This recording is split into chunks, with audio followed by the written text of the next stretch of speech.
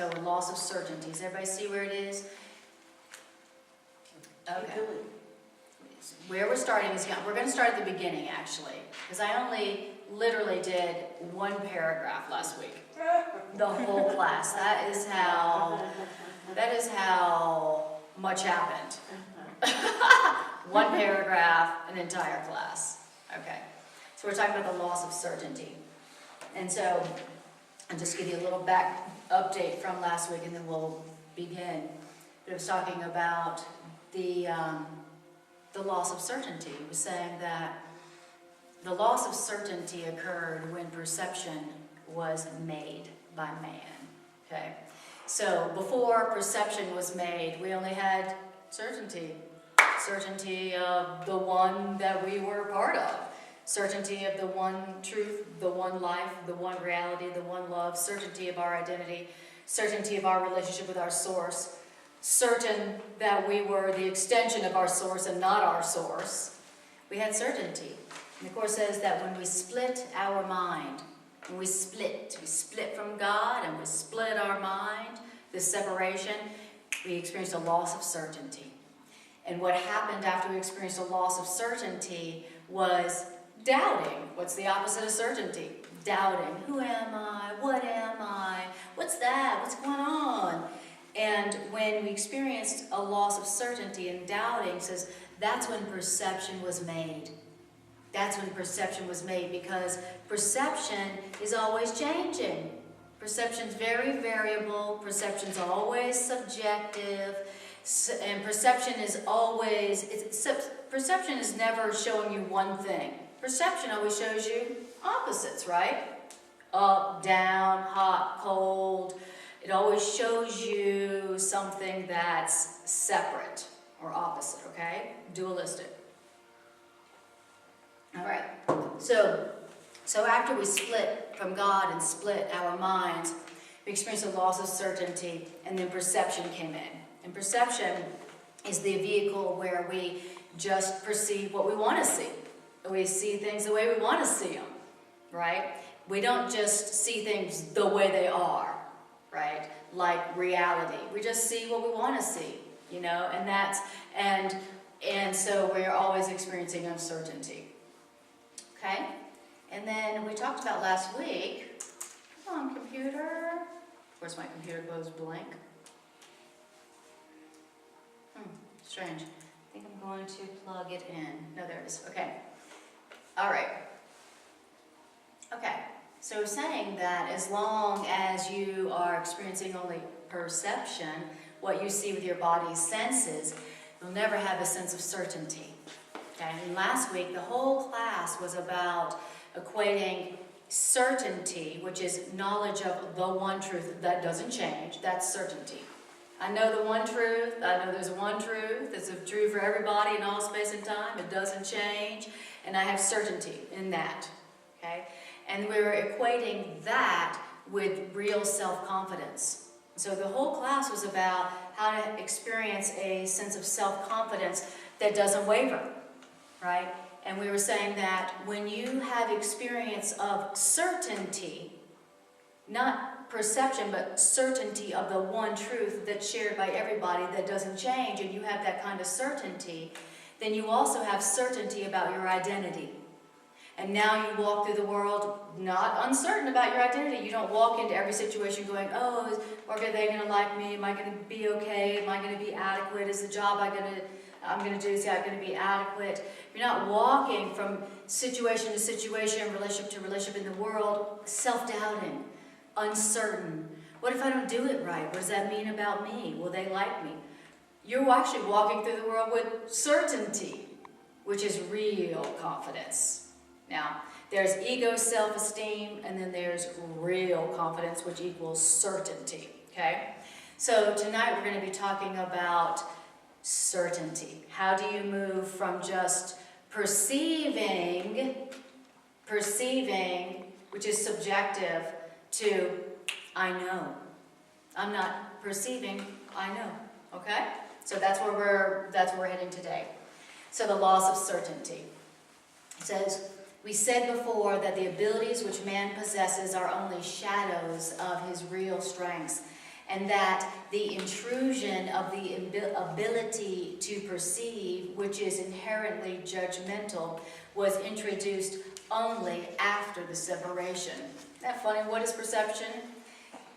The intrusion of the ability to perceive. Interesting. He says, no one's been sure of anything since the separation. You will also remember, however, that I made it clear that the resurrection was the means for the return to knowledge, which was accomplished by the union of my will with the Father's. We can now make a distinction which will greatly facilitate clarity in our subsequent statements. Okay, so he's just basically saying that, you know, when we separated, we got perception, and that the resurrection was just our return to knowledge. It's not like we got knowledge or acquired knowledge, we just returned to knowledge, which the Course says is a synonym for certainty. What is knowledge? Certainty. I have knowledge of that. I have certainty of that. Okay? So, then it says that since the separation, the words create and the words make have been greatly confused. When you make something, you make it out of a sense of lack or need. In other words, anything that is made for a specific purpose and has no true generalizability. And hold on a second. I lost my place again. All right. Okay. All right. Sorry about that. I always have the funniest things when I'm trying to teach using electronics. All right. Okay. Here we go. So it says, when you make something to fill a perceived lack, which is obviously why you would want to make anything, you are tacitly implying that you believe in separation. But knowing, as we have frequently observed, knowing does not lead to doing at all. Okay. So here we're learning about, he wants to make a distinction between making and creating. He thinks it's important for some reason to talk about these two words. There's make and there's create. And the first thing that our teacher wants us to know about making stuff is basically that's what we've been doing, okay? We've been making stuff, okay? We haven't been necessarily creating, right? We haven't been just extending certainty of our identity. That's what it means to create, right? We've been making things to fill a perceived lack as we see it, okay? Oh, here's a lack, I'm cold. Here, I will make a blanket. Okay, so we've been making things to fill a perceived lack, he says. But when you make something to fill a perceived lack, why would you make anything anyway? It doesn't have any true generalizability. Okay, so you're being ingenious and you're being somewhat creative, but doesn't have true generalizability. Okay, that's the nature of the things we make. Okay. All right. Then it says, the confusion between your own creations and what you create is so profound that it has become literally impossible for you to know anything. Knowledge is always stable, and it's quite evident that human beings are not always stable. I love the Course's understated humor. Knowledge is something that's stable. It doesn't change.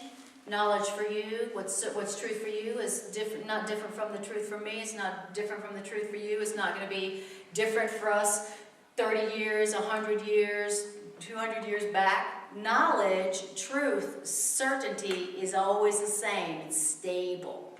But it's quite obvious that we are not. Us humans are not stable. Okay?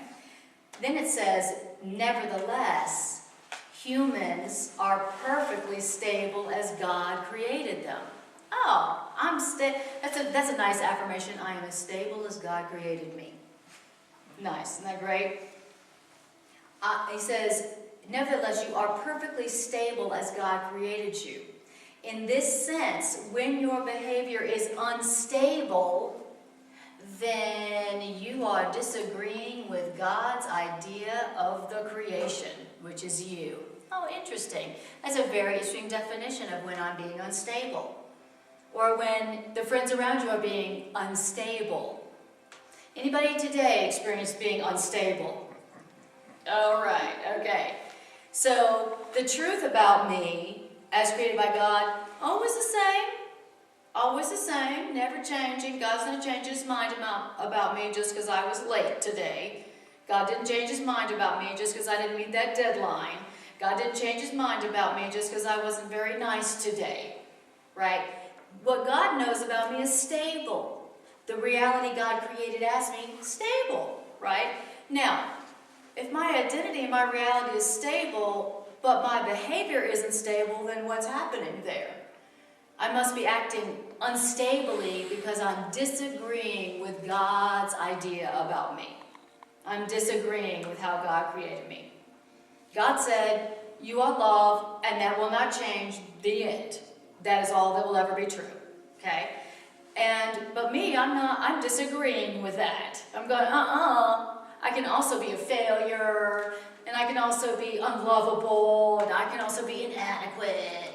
And I can also be fabulous, and I can also be better than them, and I can also be worse than them.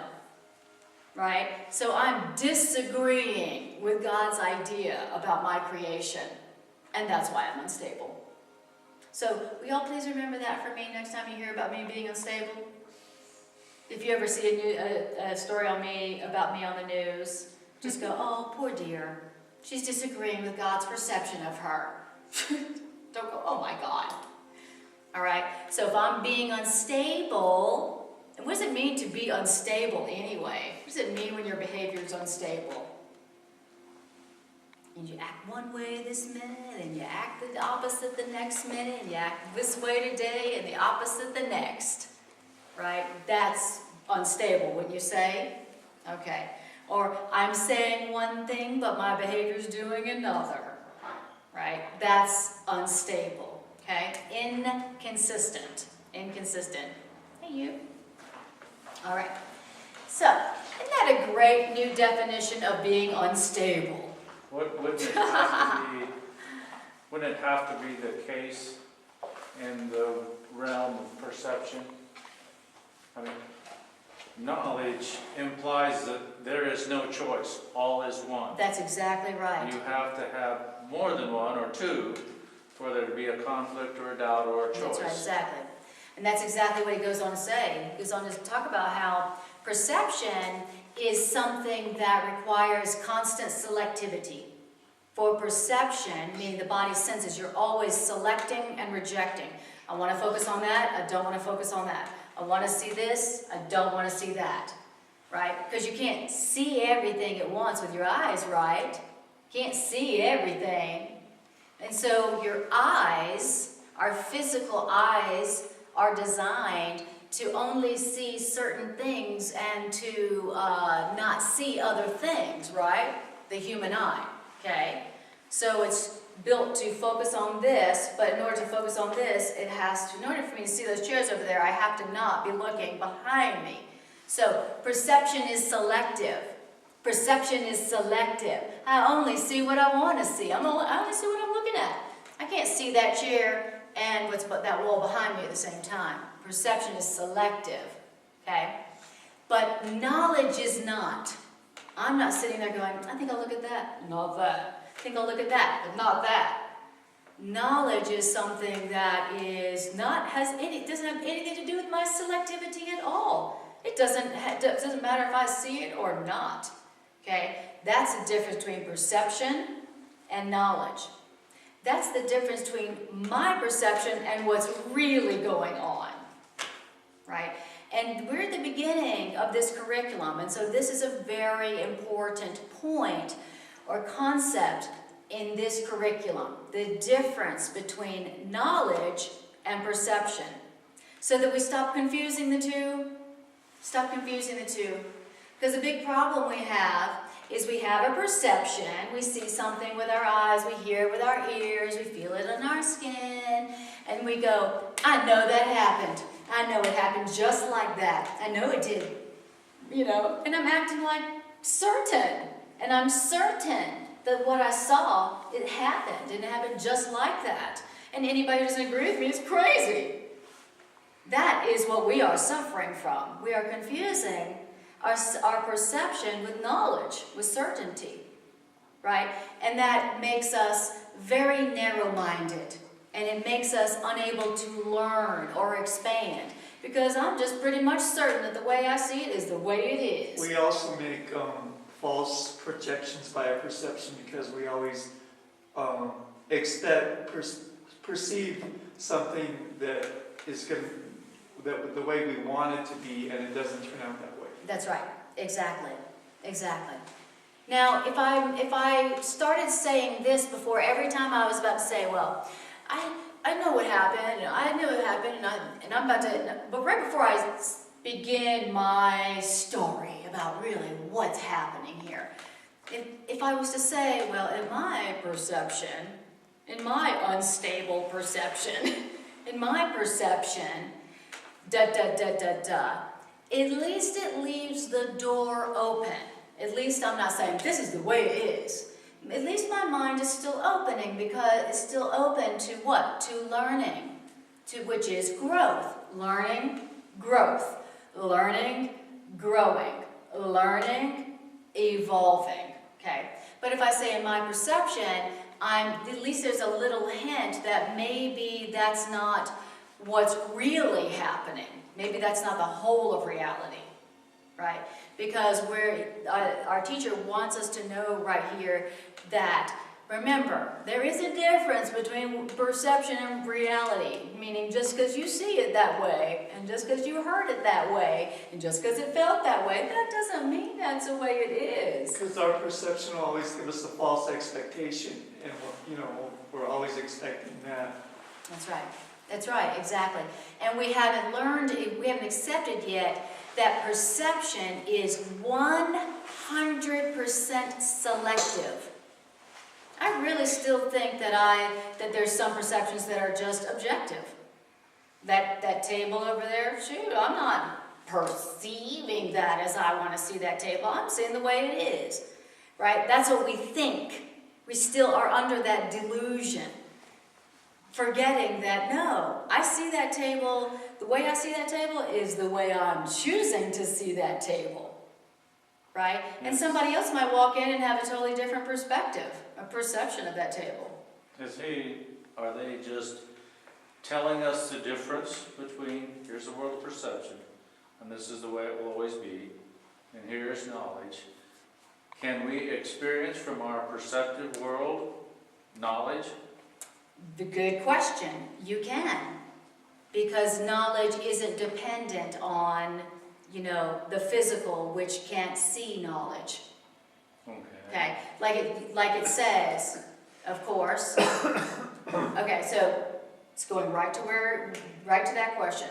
So then it says,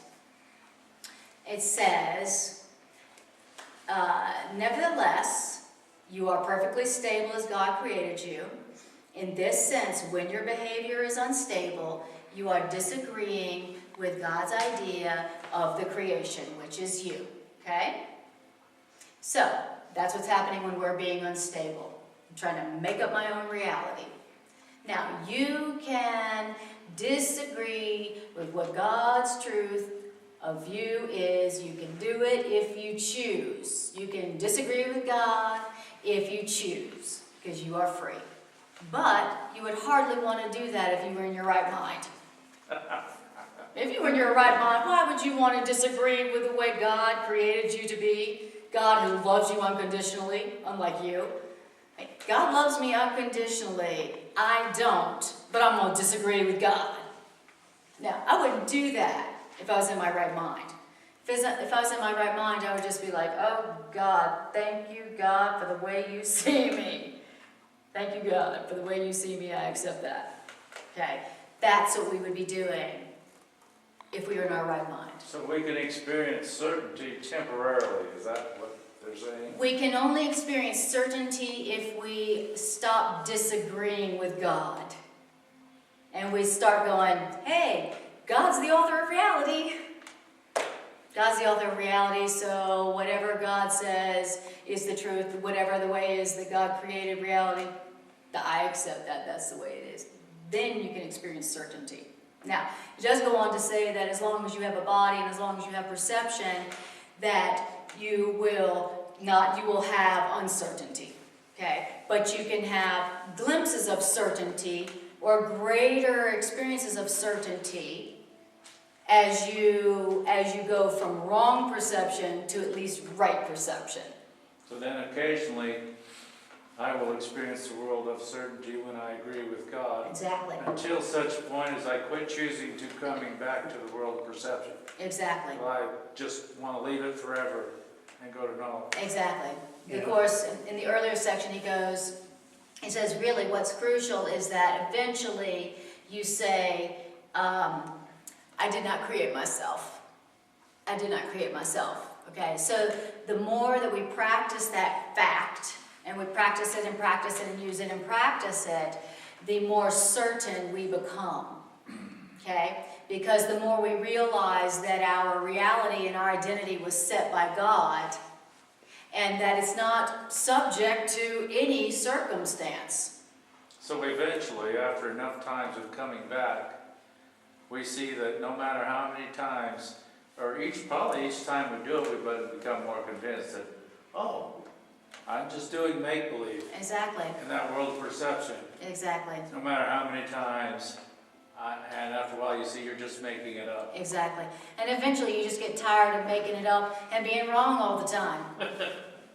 You know, eventually you're just like, it just sucks being wrong all the time. And it's hard work.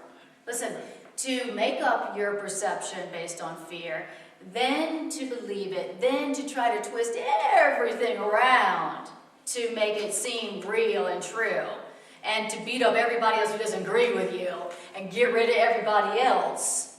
That's a lot of work. Eventually you just go like, I'm exhausted, I'm just going to side with reality as it is, and take a break. Anna, I wonder we're busy. Yeah. so when, I really, like the concept of that you don't really know what's going on out there in front of you. You know, which I think is basically what you're saying.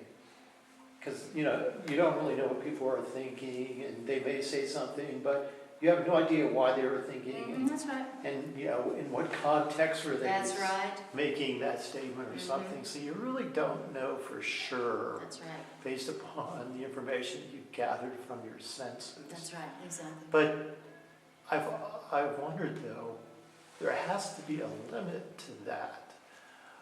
When something happens and it's like real, okay, or it's, okay, depending upon what your definition of real is, but it's like something happens that you have to be aware of, or you have to respond to. You have to respond to it, right? Yeah. Exactly. Right. So, I mean, let's say, at work or something, some people are saying something, you overhear them and, oh, are they talking about me or whatever, you don't know. But then if somebody, something direct happens to you, somebody directly approaches you and, says something. That's one extreme to the other. But there seems to be, sometimes there's a gray area where, you're not really sure if you really know what's going on out there, but you also No, you have to respond. are not sure if you should respond or not, or should I react to that? Or you feel like you should be responding, right? Of course, there are some situations where you're called upon to respond. Hello, pretty much most of them, right? So what the Course is saying is that in the situations where you're called upon to respond, you have to respond. You're in a relationship, you got kids, you got a job, you got a body, you're in the world, you got to respond. You can't not respond. But you can respond, you can either respond by making up something according to your past learning, or you can ask for the truth from the one who knows the truth, who has certainty about the truth. And so those are your two options. It's not like you're not going to respond, But before you respond, you're going to remember the limits of your perception, and you're going to ask, Holy Spirit, what does that mean? Holy Spirit, what's going on here? So is this where So Jose, we, does that answer your question? So yes, you can't be certain about what you're seeing. You can't, as long as you have a personal investment. But you always can ask one who knows. So that's. Or you can do a reality check. Yeah. Mm-hmm. Or you can do what the Course says and go, I do not know the meaning of what I'm perceiving. And I know I must be wrong because I don't like the way I feel right now. And so I'm going to ask for one who knows. Because remember, Holy Spirit is the voice that God gave to us, whose purpose is to be the great corrector of wrong perception. And so we all have within us the Holy Spirit. That's his job. That's its job. It's just, that's what it was made to do. That's what it does. So anybody who goes, Spirit, what is going on? What is real according to reality as God established it? What is real? What is the truth? What is certain here? Well, then Spirit answers. Spirit's never going to go, I'll get back to you on that. That is Spirit's job. That's Holy Spirit's job. And Holy Spirit's always there, just within our mind, waiting for us to ask. And as soon as we ask, that voice goes, thank you. I'll tell you what's going on. That is love right there, but they don't know it, and so they're scared. And you are one with them. You are one with them. And so it's up to you. It's your opportunity to give the love that they forgot about, so you can remember yourself. Okay? Oh, I thought that they were trying to reject me. I thought they were putting me down. Well, I'm glad you asked. See, that's the process. That's the process where you go from perception and thinking your perception is reality and suffering from it, to uncertainty. I don't know what this means, and I shouldn't be trusting my perception all the time. Oh yeah, there is one with me who does know with certainty the truth that doesn't change from circumstance to circumstance. I think I'll ask. And that's what this whole curriculum is about. That's what the whole curriculum is about. Remembering that there's remembering that part, remembering to ask. Okay, let's go on. All right, then it says, the problem that bothers you most is the fundamental question which man continually asks of himself, but which cannot be properly directed to himself at all. What is it I keep asking myself I should not be asking myself? What is that? I don't know. I know. You're like, don't ask me. The question is this: what am I? I keep asking myself, what am I? What am I? But for me, it sounds like this: what is my problem? What is wrong with me? What is my problem? Sometimes it sounds like this: what is your problem? What is their problem? Right? But it's interesting that he says this is the problem that bothers you the most. I love that. See, now that's in the original, but not in the edited. The problem that bothers you the most is that fundamental question that you keep asking yourself that you shouldn't be asking yourself, which is, what am I? And he says, and we continually ask of ourselves. He says, we keep asking ourselves what we are.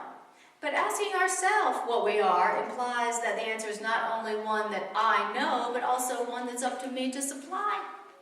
Wow, I shouldn't be asking myself at all, what am I? Who am I? And I love it how it says, the question that man continually asks themselves. Like, this is like the age-old question, right? Like, since the dawn of man, man has been asking, what am I? What am I? What am I? Right? And he's saying that, listen, you shouldn't ask yourself because it's not up to you, and it's not one that you know, and it's not an answer that's up to you to supply. Wow. And last week the whole class was about how we go about trying to make up the answer to what am I. And where everything we do is like, oh, I'm going to make myself valuable by doing this, and I'm going to make myself important by doing this, and I'm going to make myself happy by doing this, and I'm going to make myself someone special by doing this, right? I keep asking myself, what am I? And you know what my answer is? Not enough. That's always my answer. Inadequate. What am I? Inadequate. Right? I ask myself, what am I? You're immortal. You're guilty. You're wrong. Right? That's the answer I come up with. Isn't that crazy? And any time that my behavior is unstable, or any time that I'm in pain or in fear, that's a time when I asked myself that question and I answered it myself. Right? Because So that is a question that came to us as soon as we split. it's exactly right. And it's a good question. Very good You're just question. not supposed to ask yourself, you're Hey. supposed to ask your Creator. Thank you. That's exactly right. Remember, as soon as we split from God, what came in? Uncertainty. What am I? I don't know what I am. Just like, you know, anytime you unplug anything from its source, you know, anytime you unplug yourself from your source, you're not going to know what you are. Because your identity comes from your source. Just like my daughter, if you were to ask her what her identity is, she would tell you her identity had something to do with me as her mother, where she came from, right? Where she, you know. So identity is only known when you know your source, right? When people don't know what their parentage is, they have this quest to find their parents. Where am I? They're trying to find their identity. And if you don't know your parents and you want to find your identity, you're going to start looking, well, who are my parents? Who am I? Try to find them, right?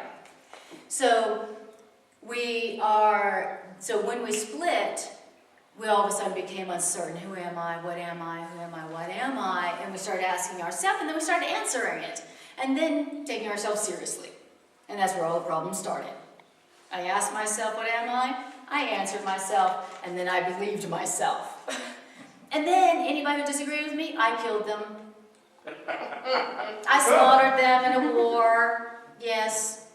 I got together with all the other people who believed like me and didn't believe, and then we waged a war against the people who didn't believe us. Right? Okay. You didn't answer yourself the way I answered myself, you've got to go. You've got to die. We all know how it goes around Earth, around these parts called Earth, right? We're all trying to make up our own identity, and the way we're trying to make it real is we are trying to attack anybody else who does not agree with us. That's how we're trying to make our own identity of ourselves. Okay. And it's a real big bummer. You know, it's like it only makes for war and failed relationships and a lot of pain in our relationships. Okay. Then it says something very interesting. You say, first we're like, what am I, who am I? Then it says, you know, man cannot perceive themselves correctly. Why is that? Why can I not perceive myself correctly? That's because man has no image. Wow. You can't perceive yourself correctly. In other words, you can't see yourself. You can't perceive yourself because you don't even have an image. Wow. You mean what I am doesn't have an image? Doesn't have a form? Wow.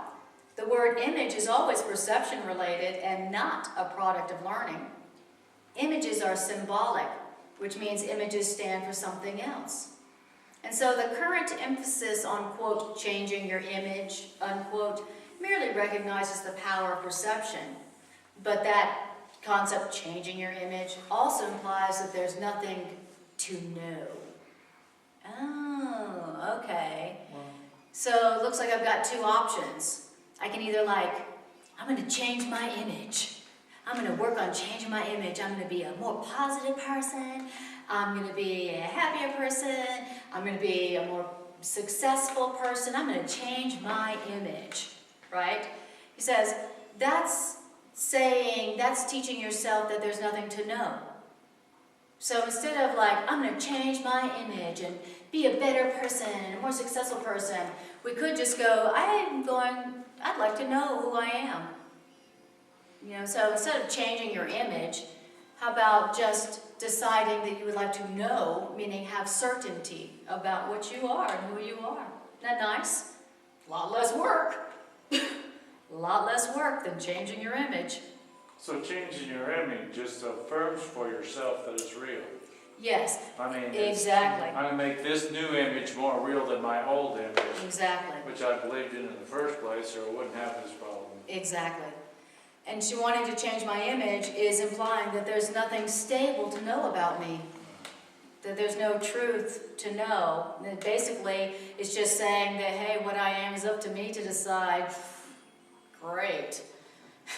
And how old am I? How late am I? You know, like, wow. We missed the part where if I can change it, it wasn't very real to begin It's with. exactly right. If you can change it, because remember, knowledge, meaning reality, doesn't change, right? Only what's not real can change. So if your image is changing, can change, that's not who you really are.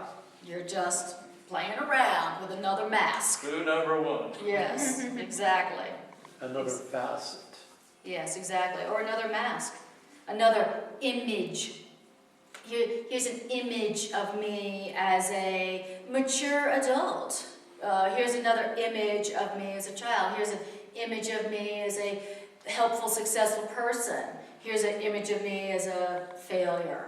You know, it's just images, images, images. When really there's something to know about myself that's certain, that doesn't change.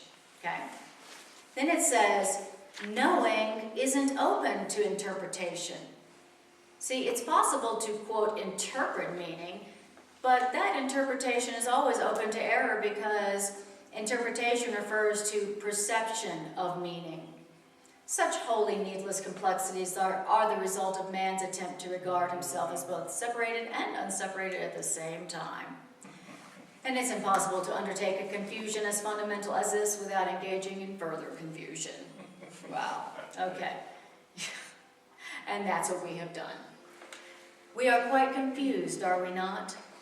Okay. You can tell that someone's confused because their behavior is unstable. Their behavior is erratic, okay? Because we're confused, right? About what? About our identity, right? Because what are we trying to do? Not accept our unchanging identity, we're trying to make it up as we go along. And as every year we grow and evolve and develop, we have a different idea about what we should be or what we want to be. And so we're always trying to change our image, thinking that that's who we are. Yeah, like when the new year comes along, who should I be this year? Exactly, who should I be this year? Yeah, maybe one year we'll go, I think I'd like to be myself. I wonder what that is. I have no idea. If you're always trying to make up what you are, you know, if you're always trying to make up what you are, then how will you ever know what you are? Right? Okay. I know that's so simple that my brain can't even grasp it, because my brain has been wired for complexity. So I think I know something when I'm believing my images, and I'm confused when some doubt that they're real come to me. That's right. I'm probably a little better off when I'm confused than when I think I know them. That's right. Exactly. I'm amazed at how often we think we're not confused. That's when we're the most confused. That's exactly right. Like, you think about one of the times when we seem to be the least confused. Often when we're the most angry. Yes. Damn it, I know what you meant by that. Yes. I know what you were doing. I know why you did that. I know what this means. You know. And that's the time when we are most uncertain. The Course says that we use that anger and that show of certainty, that show, quote, of certainty, as a cover for our underlying uncertainty, right? So in other words, the Course would say that the person who's proselytizing the hardest, trying to convert other people to their way of believing, that's the one who has the greatest underlying uncertainty. Isn't that interesting? It seems, to our eyes, it looks different. It looks like, wow, that person really has a conviction in their belief. They're knocking on people's doors and trying to change their minds and trying to convert them. They must be real certain about their belief system. Of course, it's not like that. That when you have knowledge about something, it means you have certainty about something. You don't have to do anything. You don't have to convince anybody. You don't have to convert anybody. You don't have to wipe out any other people who don't believe you. You only have to wipe out other people who believe you if you have an underlying uncertainty that you're trying to make uncertain. In other words, I'm not going to try to convince anybody of anything if I know it's true regardless.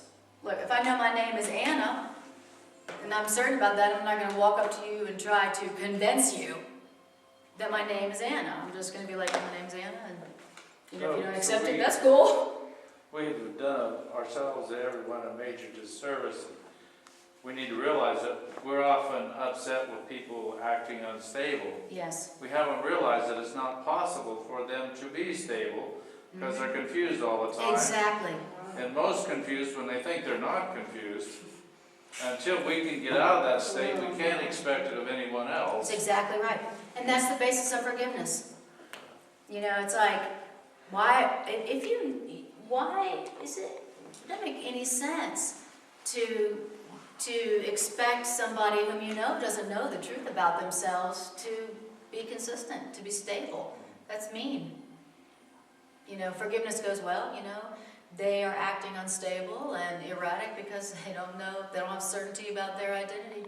So what do you expect? It's a call for love, is what it is. When their confusion confuses me. Right. Thank you. What's the best way out of that? Yeah, very good.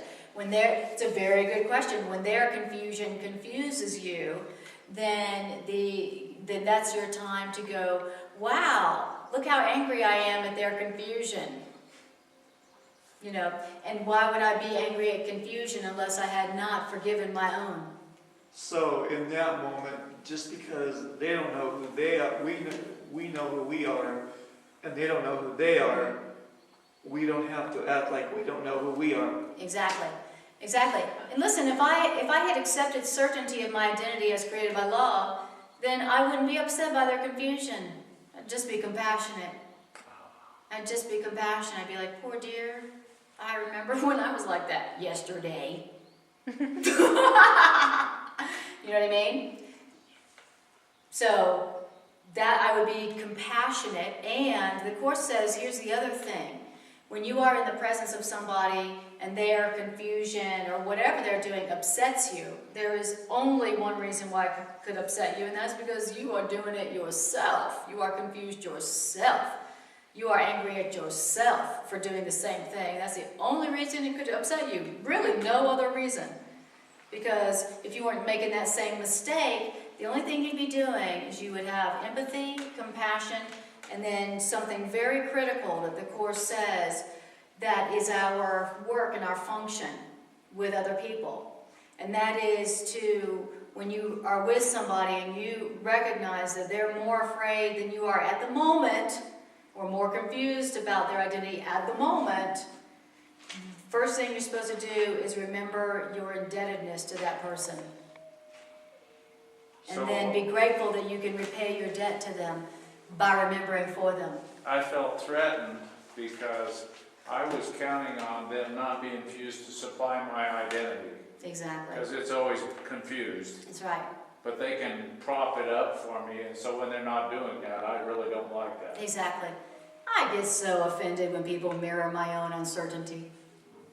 It's so offensive.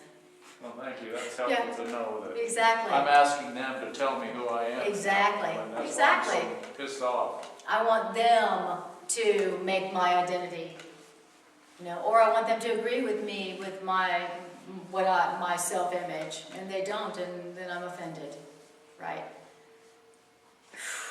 Wow, or what I want my identity to be. exactly, You know. exactly. All right, so then it says methodologically, it's a great word, it's a mouthful. See that word? Methodologically. Isn't that a great word? Try to say it, try to say it. Methodologically. Oh, we come from another dimension. Methodologically. Can you see that? Wasn't that great? Took me about 15 times saying that. I still don't get it right. I Do still you think say it that's in the different. dictionary? I don't know, but I've only seen it in this original edition. Methodologically. In method, man's mind has been very creative indeed, but as always occurs when method and content are separated, man's creativity has not been utilized for anything but an attempt to escape a fundamental and entirely inescapable impasse. Okay, great.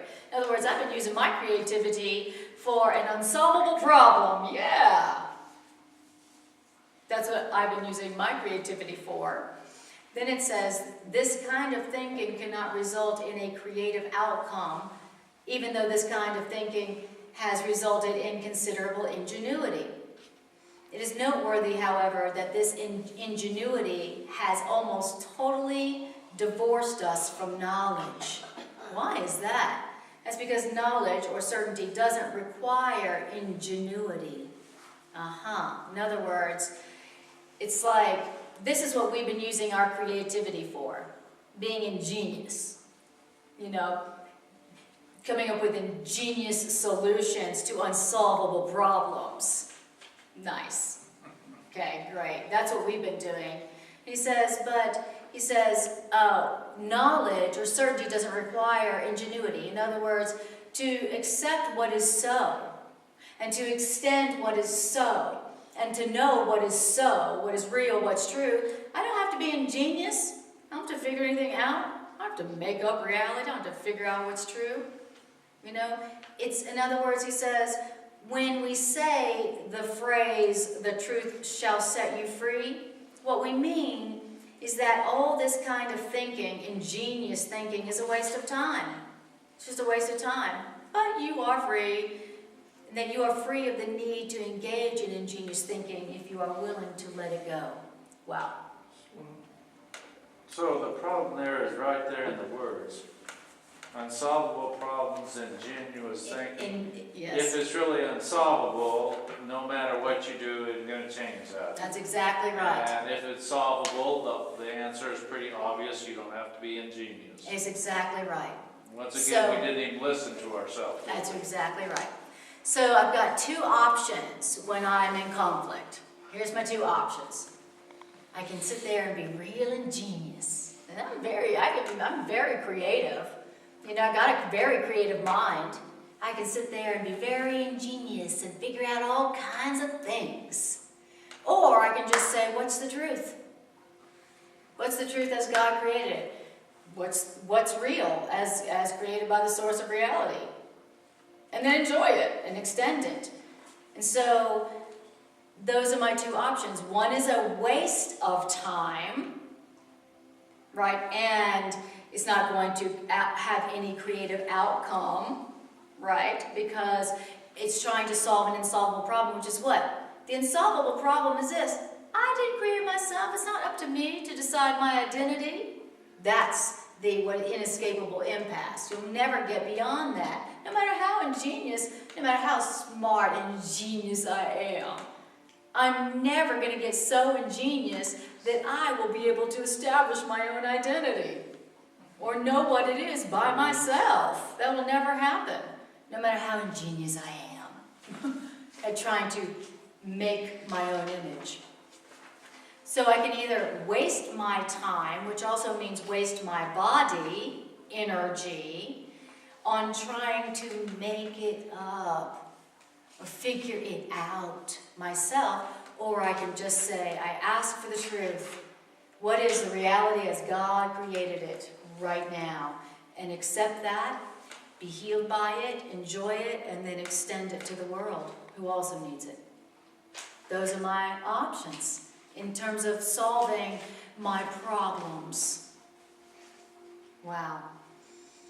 And I want to save myself time. I want to stop wasting my time. I want to stop wasting my body. I would like to stop wasting my relationships. How about y'all? Yeah. I'd like to stop wasting my relationships on ingenious thinking. Ooh, how can I get them to change? Ooh, how can I get myself to be more adequate to get them? Ooh, how can I change this situation so I get all my needs met? That's ingenious thinking. And it's wasteful. Wow, that's wasteful.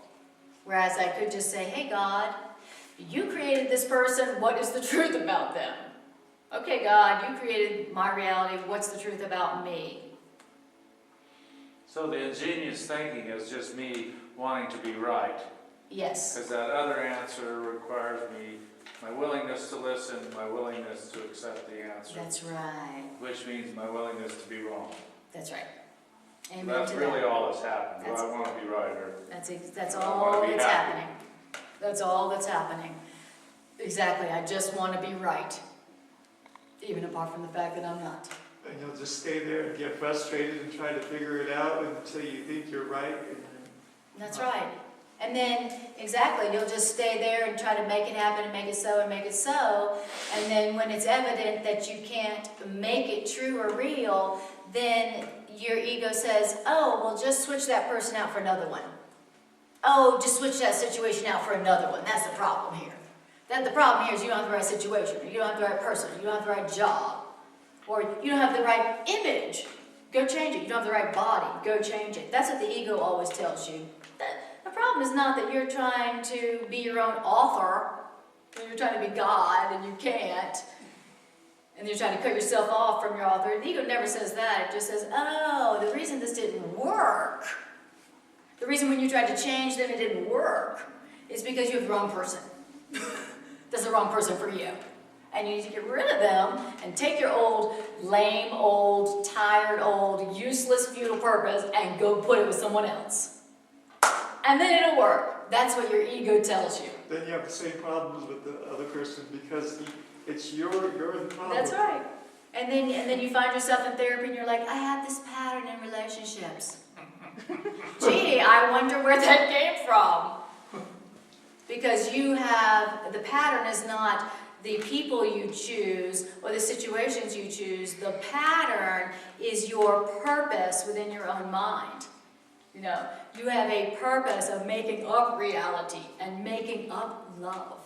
Here's what love is. Would you be that? Here's what love is. Would you like to try to fit yourself into that? Great, you can be my partner. Okay. That purpose is the problem. That's my pattern. Okay? It came down to I keep trying to be God, which is doomed to failure, disappointment, sorrow, and all that. That's exactly Instead right. of accepting that I'm the child of God, That's which right. I'll be just fine, man. That's exactly right. And when I am trying to be God, meaning I'm trying to be the author of my own reality, and I'm trying to be the author of my own identity, and I'm trying to be the author of my own worth, when I'm trying to be God, here is what normally happens. I then want people around me who will make me God. You know, who will say, yes, whatever you say. Yes, I agree with you. Who will go along with my plan, my script, when I'm trying to be God. I want other people to make me God. And when they don't, guess what I do with them? Give you one guess. Punch him in the nose. Well, not that, but, you know. But I've thought about that. I get rid of them. I get rid of them and say, you just don't respect me. I'm going to go find someone who respects me as the author of reality that I am. Okay. All right. So we're going to read a little bit more. Everybody okay? Any questions? I mean, this is all well and good. Any questions like, yeah, it's all nice, but how does that apply to my job or my body or my relationship or... Well, it amazes me that every situation, every relationship keeps coming back to this one thing. That's right. But we're not running around looking at it that way. I know, We're seeing them all different, solving them all separately, exactly. or trying to, not solving any of them. That's exactly right. We don't realize yet that we only have one problem, And that just one problem. authority problem. And the authority problem, which is the name of the next section, by the way. The next section after this is judgment and the authority problem. You know, we have an authority problem. Have you ever heard anybody say you have an issue with authority? Yeah. We do. Here's the issue. We want to be it. But we are obviously like, that is like got to be the biggest joke in the universe. Us. Trying to be the authority. You mean like us wanting to be God? Us wanting to be God. Which is, the Course says, is the origins of the ego. That's the origins of the ego. It was the wish to usurp the throne of God. Kick God off, I'll be God. I'll decide who you are. I'll decide who I am. I'll decide what's happening. I'll decide what's real and what's not. And that's what judgment is. Judgment is a little microcosm of the authority problem. It's a microcosm of, it's a replaying of the moment that we split. It's a replaying of the separation. Every time you judge, you are replaying that ancient moment where we split that is so ancient, it's beyond human memory. But every time we judge, we're bringing it back, bringing it back, bringing it back. Like somebody who is trying to walk forward in time, but before they take a step forward, they have to go grab all of their past and bring it with them and set it here. You know, we keep replaying it and replaying it and replaying it, trying to take the past with us every time we judge. The Course calls it a repetition compulsion. That's what he's saying in the last section, All right. Then it says, in paragraph that says, what happens, let's see, here we go. Let me find where, it says, prayer is a way of asking for something. Prayer is the medium of miracles. But the only meaningful prayer is for forgiveness. Why is that? That's because those who have been forgiven have everything. So when you give forgiveness and you receive forgiveness, what does it say? You have no need for prayer. You don't need to ask for anything once forgiveness has been accomplished, because once forgiveness has been accomplished, you have everything. In other words, once forgiveness has been accepted, prayer in the usual sense becomes utterly meaningless. See, essentially, a prayer for forgiveness is this. It's what? Nothing more than a request that we may be able to recognize, not get, recognize something we already have. Isn't that interesting? It's a kind of a different perception of forgiveness, huh? Forgiveness is just a prayer. I just would like to recognize what I already have. I ask to recognize what I already have. So that's why forgiveness solves everything. Mm-hmm. It's a little process by which I stop trying to be God, That's right. and I am content to be the child of God. Exactly. And when I recognize that I'm a child of God, I will recognize that I have everything that my Father Creator gave me. Right? When I remember God is my author and not me, I'll be like, well, I don't need to worry about anything then. That God is my creator, God is my source, and I'm still connected. What do I have to worry about? What, me worry? I'm a child of God. I'm entitled to the inheritance of my Father Creator. What do I have to worry about? I only need to worry if I'm the source. And if I'm the source, I should be scared. Hey, look, if I was the source, y'all should be scared. We are.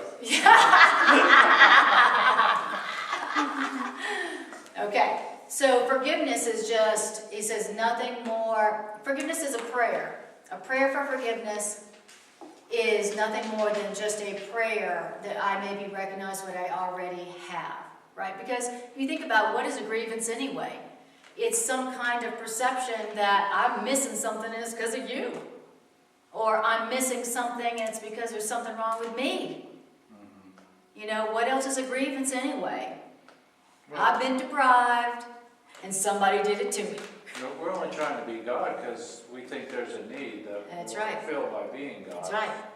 And I only have a need because I think I am God. I'm trying to be God. And if I remembered, oh, I did not create myself. I did not create myself. Oh, yeah. Okay, now I realize, well, if I didn't create myself and my source is God, then I pretty much have everything my source does. Okay? So forgiveness is, I love it, nothing more than a request that we may be able to recognize something we already have. So a great practice for that is to think for a moment, where is it that I experienced a grievance today? Where is it that I experienced a grievance today? Whether it was myself or was someone else. Where was it that I had that feeling of like, dang, I don't have enough, something's missing and it's them, or it's because of that, or it's because of that, or it's because of something about me. Where is that you felt that today? And then tell yourself, I am asking to recognize what I already have in this situation. I am asking to recognize what I already have in this relationship. All right. Because we really hid that one deep from ourselves, haven't we? Sure did. Yeah. Sure did. And in electing to perceive instead of to know, man placed himself in a position where man could resemble his creator only by miraculous perceiving. That's because we lost the knowledge that we ourselves are a miracle. Miraculous creation was our source and also our real function. Wow. Is miraculous perceiving the way they use it there? Is that like temporarily having knowledge? Yes, it is correct perception, which is between false perception and knowledge. That's the journey. Totally perceiving incorrectly. Then I go to, gee, maybe I don't know the truth. Maybe something within me does. I'll ask. Correct perception, then I'm shown, now I have correct perception, but I'm still using perception. And then beyond that is knowledge, certainty. That doesn't even use the body. So miraculous perception and correct perception, same thing. That's exactly right. Miraculous perception, correct perception. Okay. So really, he says, you know, your source was miraculous creation. Okay? God said, let there be love. Woo! And there we were. Right? That's where it came from. Not from ourselves, not from our parents. Okay? Miraculous creation is where we came from, but it's also our real function. That's what we're supposed to be doing. That's what we were built to do. That's what we were created to do. So, we weren't created to be ingenious and figure stuff out and make up a lot of stuff that has no true generalizability for mankind. We're not here to be perceivers and to figure stuff out. We're here to miraculously extend who we are. We weren't created to walk this world trying to figure out, who am I? What am I? Where am I? What am I doing? Where am I going? Where should I be going? What should I be doing? Right? That is not what we were made to do. That's not what we were created for. To just walk around this maze that we call Earth, bumbling, stumbling, trying to find our way, trying to make it. That is not what we were created for. Trying to figure out who we are and make it up. And we were created to create, which means to know ourselves and to extend in that joy. That's what we were created for. That's a big difference, though, than what I've been doing. Who does that? Yeah, it's like, that's a big difference. Like, you know, I'm not, like, wouldn't that be great? Imagine, just for a minute, imagine living your life, walking around knowing who you are, certain. You're not sitting there going, who am I? What's my value? What's my worth? What am I doing here? Why am I here? What's my function? What's my value? What'd you say? What color's my parachute? Exactly. Remember that book? How am I gonna make it? What am I doing? Well, You there's know. the book of Genesis says the creation is complete. The thing we need is we have. Yeah, exactly. Exactly. So that, you said when you mentioned God created love, created it, there we were. Yes. So when we have our kind, appreciative, loving thoughts, Yes. they emanate from us, and that's how we experience that world. That's right. That's Because it's landing on, it's all around, and in that time-space thing we're moving in, right. that's how we get to experience it, which is what we're kind of lacking in the first place. Exactly. Exactly. So yeah, so I can either, here's two ways I can do my life. Okay, here's my two options as I see them right now. One way is I can deny the fact that I was created by God and accept the lie that who and what I am is up to me to make. And then I can go about the world trying to find and make myself into whatever I think I should be this year. Okay, and try to make that happen and waste time. I could ingeniously try to make myself what I think I should be. Yeah, okay, I could do that. Or, in this moment, I can accept my reality. I can accept I did not create myself. And I can accept my reality and identity as created by my source, you know, the one who should know. Like, who better to know what you are than what created you, right? And I could seek for that, I could ask for that, accept it, and then just walk the world in certainty, knowing what I am, and being that, and extending the joy, and extending the love and the power of that, instead of walking around trying to figure something out, trying to make something up. Those are my two options. I would rather accept myself as God created me and just go my way enjoying that, being grateful for that, being ecstatic in that, and sharing it with other people who have forgotten what I used to forget. Those are my two options. One is walking around being a perceiver, and the other one is walking around being a creator. I'd like to go for the second one. How about you guys? All right. And the Course in Miracles is the curriculum that some part of us that loves us gave us to help us to remember to ask for our true identity from the source of our true identity, and a whole curriculum about how to accept it and remember it and integrate it and use it. And that's what the curriculum is about. For me.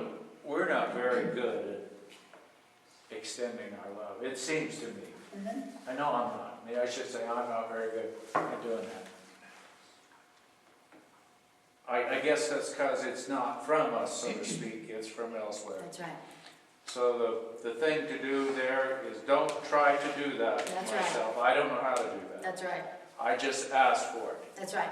And Because mostly I'm asking to be willing, actually want it, which most of the time I really don't want it, do I? yes, Or exactly. I would be Exactly. doing it better. So my purpose isn't to try to extend love. The purpose is to accept that love created me. So there's a workbook lesson in the beginning that says, say this: God is beloved and therefore so am I. Right? God created me. God is love and so I am loving. Right? And so basically it's not about trying to extend love, it's trying to remember and accept I am love. That which created me is love. Okay, so once I remember that and accept that, now whatever I do is loving. I don't have to try to be loving. Yeah, I have tried to be loving and have failed. Yeah. Just ask all the people around me, right? It's not about trying to be loving. It's not about trying to be a good person. It's about learning and accepting that that which created you is love, period, and created you as only love, period. Just like it. All right. That's helpful. How about we stop here for tonight? Is this enough truth, or do you just need some more? We have to build our tolerance for truth, you know. We have to build our tolerance for it. And how soon will this be up on YouTube? Hopefully in the next 3 days. The next 3 Yeah. days? Hopefully in the next 3 days. All right. So we're doing the love offering. Thank you for your love offering. Thank you. And so don't forget, all my videos are on YouTube for free. And also you can learn more about my holistic counseling practice at annakujawa.com. I have a holistic counseling practice. The name of my ministry and practice is Miracle Psychotherapeutics. That's the name of my ministry and my holistic counseling practice. And what I do is I take the ideas of the course and then we apply it to whatever specifics of challenges that you're having and to get the miracle. So, annakujawa.com. What was that? Miracles what? Miracle Psychotherapeutics. That's the name of my ministry and my Where do we business. make a check out to? You can either make it to the Rocky Mountain Miracle Center or you can make it to me. Okay. Okay, all right. So, and the way I always in my class is with an integration meditation. And in the integration meditation, I'm just taking what we heard and using it. I know that's a very radical thing to do in a Course in Miracles class. But we're going to be radical. Okay. But for me, this is a curriculum. It's to use. It's not to talk about. Yes, the Course makes us all sound very smart. But it's not for that. It's to use it with whatever you've got going on in the moment so that you can have peace. All right. So now what I want you to do is I want you to close your eyes.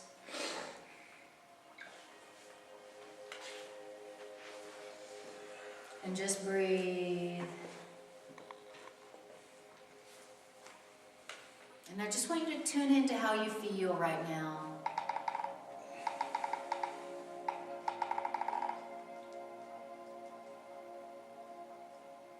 How does it feel to have heard these ideas?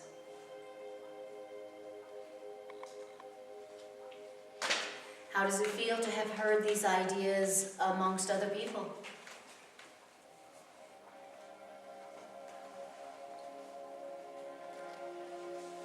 How does your body feel? How does your emotions feel? How does your mind and your brain feel? Just tune in. Check in.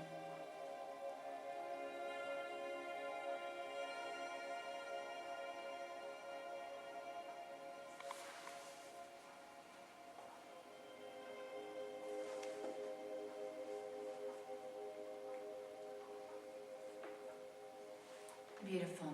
Now I want you to bring to your awareness a situation, either today or recently, where you've experienced either a grievance, some conflict, some pain, something not peaceful.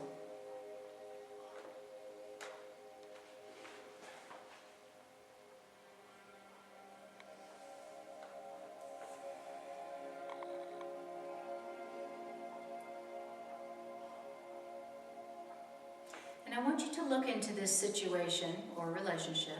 Of course, as they are the same. Situation means relationship and vice versa. I want you to look into it. And I want you to look into it to see where it is that you were very ingeniously trying to make up what was so. Where in this situation were you unconsciously making up what you wanted to be so? Telling yourself what was so? And then rigidly defending it.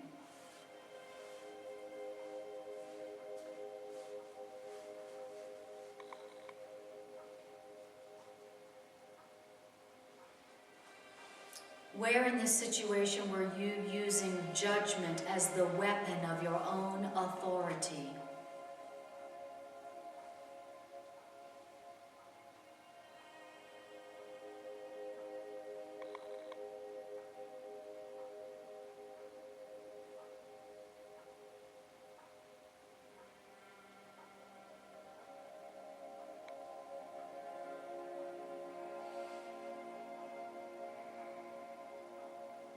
And where in this situation were you trying to ingeniously make up something to fulfill a perceived lack? What is the lack that you perceived in this situation or relationship?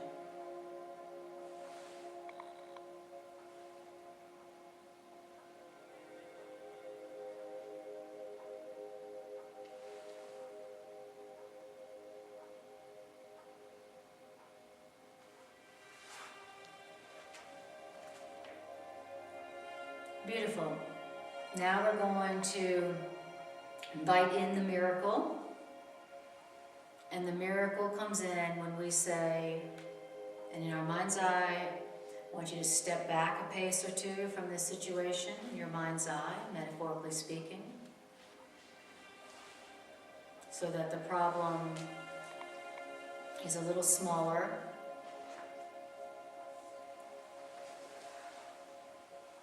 We invite the miracle in by saying,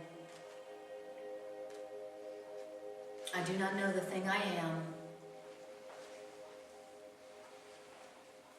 but I did not create my own self. I did not create myself.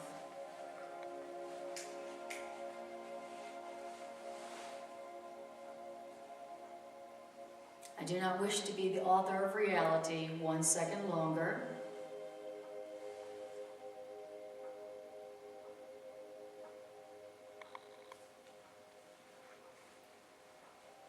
I do not know what this means, and I do not know what this is for, because I have become confused.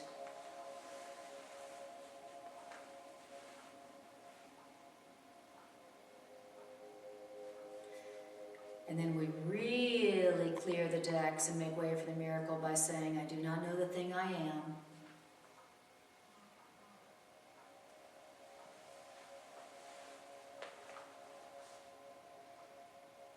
And then we invite certainty in by asking the voice that God gave us, the voice for truth. And so we say, voice for truth. What is the truth in this situation? What is the certain thing in this situation? What is the certain thing? What is it that I can know for certain here? What is the truth? Voice of truth. And then ask. And then listen.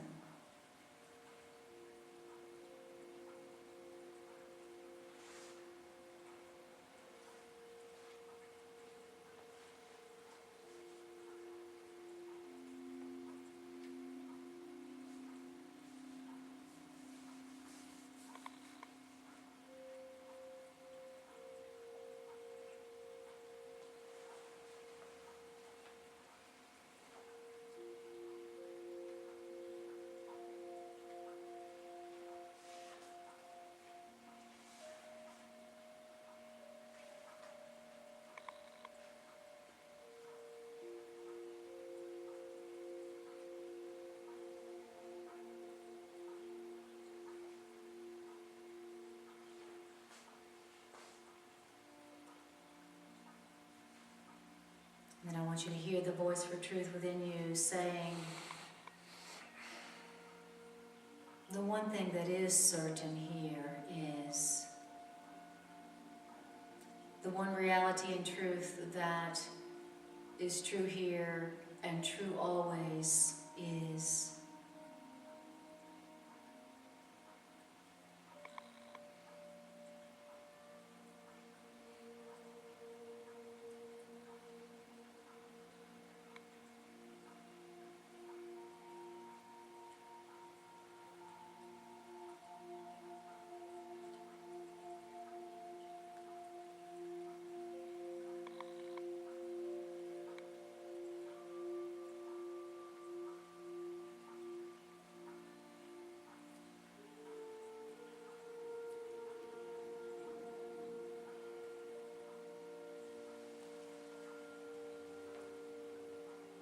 And then just notice how you feel having heard that answer. How does that answer feel compared to how you had been feeling in that situation?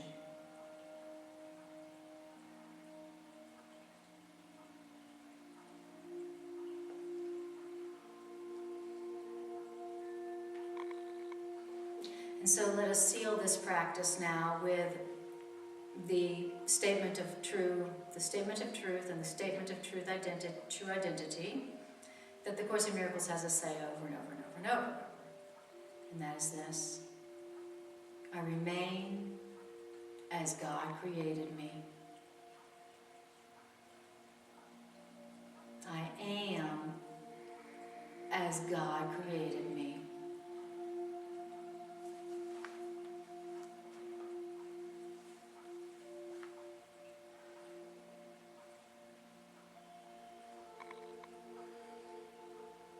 Affirm your true identity, which is as certain as God.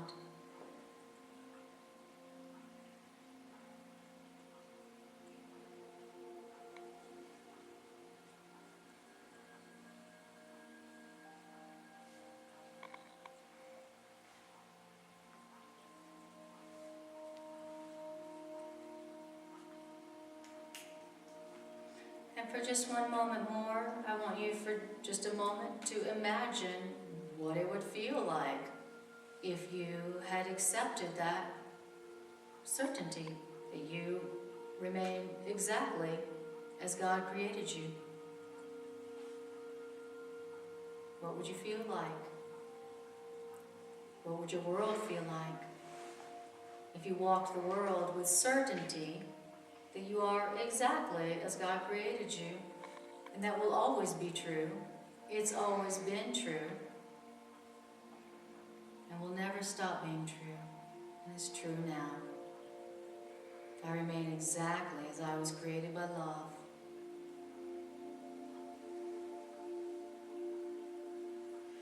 I am only love.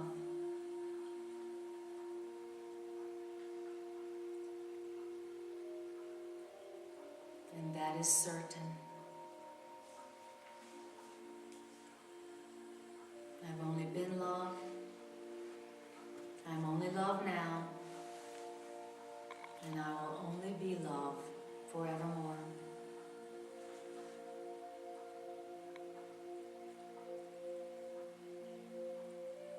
I know what I am, and I accept my inheritance.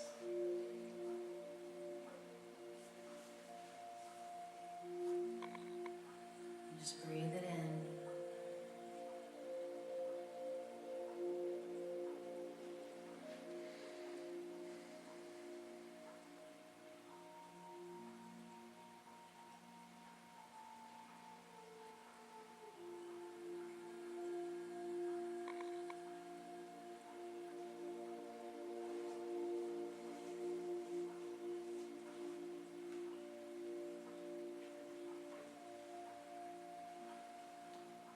Beautiful. And then when you're ready, just take a breath and bring your awareness back to the room and back to your body. All right. Thank you. Thank you. Isn't it nice for just a few seconds to experience certainty, or maybe just even the thought of certainty? How nice. A vacation from self-doubt. How about it? How about it? Thank you guys for being here. Thank you, thank you, thank you, thank you guys. All right. Till next time.